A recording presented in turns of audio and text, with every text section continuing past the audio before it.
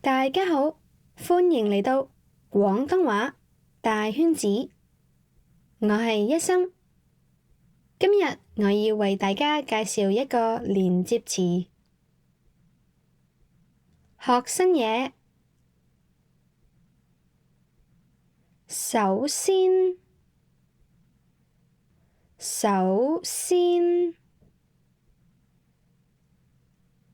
然後，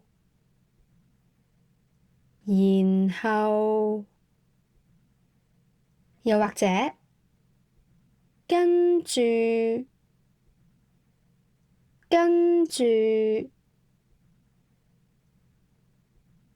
首先，然後，跟住，佢哋嘅句子結構就係首先，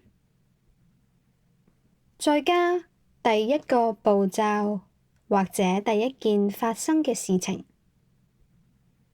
再加然後，再加跟住落嚟嘅步驟或者發生嘅事情。你亦都可以用跟住去代替然後。我哋一齊睇下一啲例子。首先開火，然後落油。首先開火，然後落油。首先開火，然後落油。喺呢度，開火就係第一個步驟，而落油就係第二個步驟啦。首先開火，然後落油。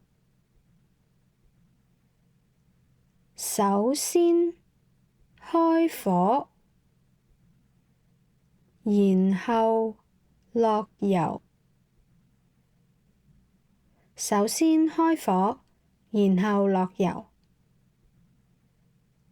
我哋再睇下另一個例子。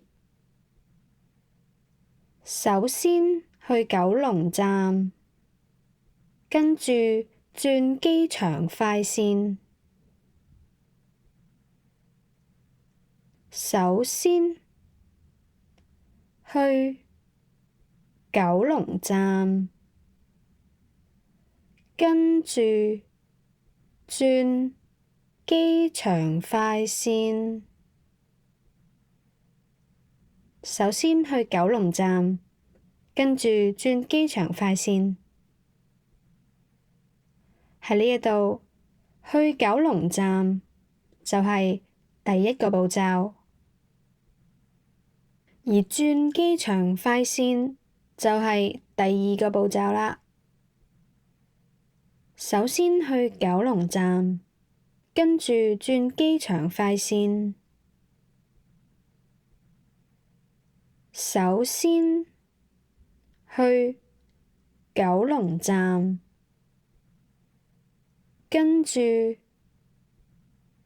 轉機場快線。首先去九龍站，跟住轉機場快線。